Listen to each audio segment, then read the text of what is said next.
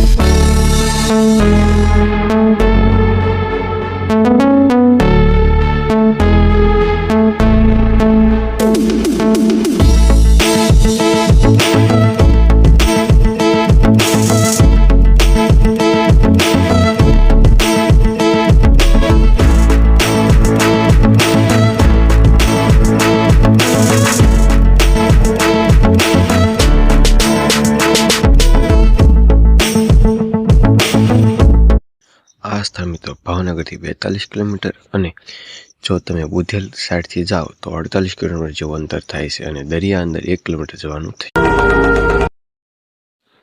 તો મિત્રો, આપણે એ જગ્યા પર આવી ગયા છીએ ને તમે આ જગ્યાનો અદ્ભુત નજારો પણ જોઈ રહ્યા છો. જો મિત્રો, આ જગ્યા અડધો દિવસ માટે દરિયાની અંદર અને અડધો દિવસ માટે દરિયાની બહાર રહે છે. અહીં ઘણા જ લોકો આવે છે, અને અહીં ખાસ તો નિષ્કલંક મહાદેવે એક મેળો ભરાય છે, કોળિયાકનો મેળો. તે મેળો ખૂબ જ પ્રખ્યાત છે.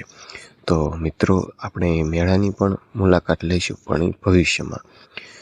તો મિત્રો, તમે જોઈ રહ્યા છો આ સ્થળ કેટલું અદ્ભુત દેખાઈ રહ્યું છે. તો ચાલો મિત્રો, હજી આપણે અંદર જઈએ અને ખૂબ સારી રીતે દર્શન કરીએ.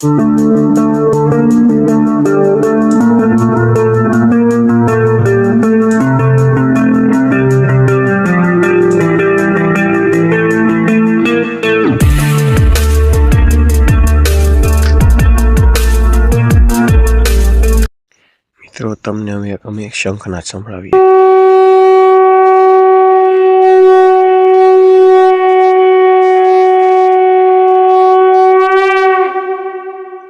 મિત્રો, તમે આ શંખનાદ સાંભળ્યો તો કેવો લાગે તમને આ શંખનાદ?